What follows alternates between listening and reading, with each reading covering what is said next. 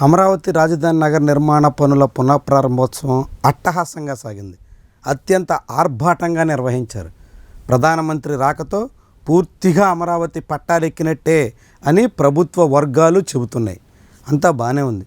కానీ ఈ సభ సందర్భంగా పవన్ కళ్యాణ్ వ్యవహార శైలిలో ఏదో తేడా కొడుతోంది అనేటువంటి చర్చ మొదలైంది. ఉప ముఖ్యమంత్రి పవన్ కళ్యాణ్ మాటల విషయంలో కానీ ఆయన వ్యవహార శైలిలో కానీ కాసింత ముభావంగా కనిపించడం ఇప్పుడు చాలామందిలో ఇలాంటి సందేహాలకే ఆస్కారం ఇస్తుంది. ఎందుకని పవన్ కళ్యాణ్ అట్లా ఉన్నారు? ఇప్పటికే అనేక సభలు, కీలకమైనటువంటి సమావేశాలకు ఆయన డుమ్మా కొడుతున్నారు. ఆరోగ్యం బాగాలేదు అనేటువంటి పేరుతో ఆయన గైర్హాజరవుతున్నారు. అయితే నిన్నటి సమావేశానికి ఆయన వచ్చారు. ప్రధానమంత్రితో పాటు ఎయిర్పోర్ట్ నుంచి వెలగపూడి వరకు హెలికాప్టర్లో వచ్చారు.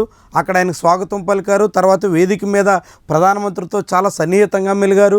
నరేంద్ర మోదీ కూడా పవన్ కళ్యాణ్ని అత్యంత ఆప్తుడిగా దగ్గరికి ఆదరిస్తూ ఆయన ఉపన్యాసంలో దగ్గుతూ ఉన్నప్పుడు దానికి విరుగుడుగా విక్స్ లాంటి చాక్లెట్ కూడా అందించడం ద్వారా తన ఆప్యాయతను కూడా చాటుకున్నారు. ఇలాంటి అన్నీ జనం అంతా చూశారు. కానీ పవన్ కళ్యాణ్ ఉపన్యాసం ఎక్కడో గాడి తప్పింది. ఆయన ఎందుకో పూర్తిగా ఈ కార్యక్రమం మీద మనసు లగ్నం చేయలేకపోయారా అనేటువంటి ప్రశ్న ఉత్పన్నమవుతుంది. ఎందుకని? అదే సమయంలో సభా వేదిక మీద నుంచి నరేంద్ర మోదీ పూర్తిగా చంద్రబాబుని కీర్తించేదానికోసం ప్రాధాన్యత ఇచ్చారు. చంద్రబాబుని కొనియాడేదానికే ప్రధానమంత్రి తన సమయాన్ని వెచ్చించారు. చంద్రబాబు నుంచి తాను ఎంతో నేర్చుకున్నాను అంటూ కూడా చెప్పుకొచ్చారు. ముఖ్యంగా తాను ముఖ్యమంత్రిగా ఉన్నటువంటి దశలో చంద్రబాబు చేసినటువంటి టెక్ డెవలప్మెంటు తనకు ఆదర్శంగా మారింది అనేటంత వరకు కూడా వెళ్ళారు. ఇదొక ఆసక్తికరమైనటువంటి, ఆశ్చర్యకరమైనటువంటి వ్యవహారం. ఎందుకంటే నరేంద్ర మోదీ తనకన్నా మరొకరు గొప్పవాళ్ళు ఉన్నారు అనేటువంటి విషయాన్ని అంగీకరించే మనస్తత్వం ఉన్న నేత కాదు. తనకన్నా మరొకరు చాలా బాగా చేస్తున్నారు అనేటువంటి విషయాన్ని ఆయన బహిరంగంగా ఒప్పుకోవడానికి ఇంతవరకు సిద్ధమైనటువంటి దాఖలాలు లేవు.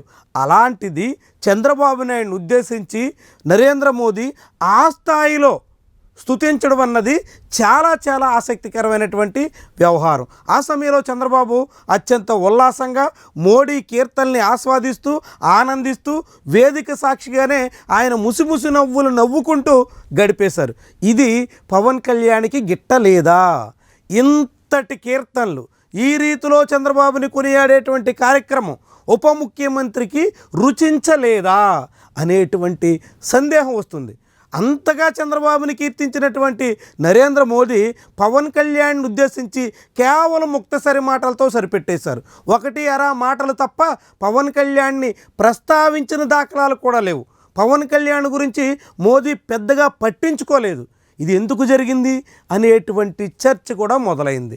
చంద్రబాబుని ఆ రీతిలో కొనియాడినటువంటి మోదీ పవన్ కళ్యాణ్ విషయంలో ఎందుకని ముక్తసరిగా అత్యవసర మాటలతో సరిపెట్టారు అనేటువంటి ప్రశ్న కూడా వినిపిస్తుంది. ఇలాంటి అనేక కారణాలన్నీ పవన్ కళ్యాణ్ మీద ప్రభావం చూపించాయా అనేటువంటి సందేహం చాలామందిలో మొదలైంది. వాస్తవంగా నరేంద్ర మోదీ కార్యక్రమం అంటే చంద్రబాబు కన్నా పవన్ కళ్యాణ్ చాలా చురుగ్గా, చాలా చొరవగా, చాలా సన్నిహితంగా మెలిగే ప్రయత్నం చేస్తూ ఉంటారు. అలాంటిది అమరావతి వేదికగా జరిగినటువంటి కార్యక్రమంలో పవన్ కళ్యాణ్ అందుకు విరుద్ధంగా వ్యవహరించారు.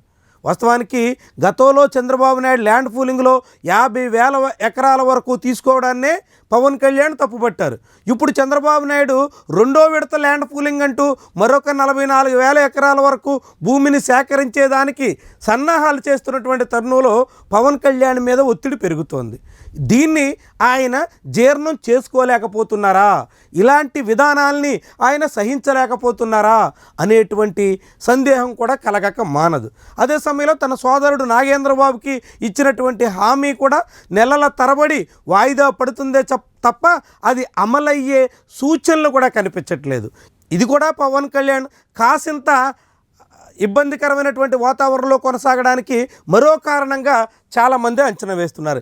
ఇలాంటి అనేక కారణాలు కలిసి పవన్ కళ్యాణ్ పూర్తిగా అమరావతి కార్యక్రమాన్ని ఆస్వాదించే అవకాశం లేకుండా చేశాయి అనేటువంటి అభిప్రాయం బలపడుతుంది. మరి కారణం ఏదైనప్పుడు కూడా పవన్ కళ్యాణ్ ముక్తసరిగా అంటీ ముట్టనట్టుగా ఏదో వచ్చారంటే వచ్చారు, మాట్లాడారంటే మాట్లాడారు అన్నంత వరకే అమరావతిలో పరిమితం కావడం అన్నది చాలా కీలకమైనటువంటి వ్యవహారం. భవిష్యత్తు రాజకీయాలకు ఇదొక సూచికగా కూడా కనిపిస్తోంది.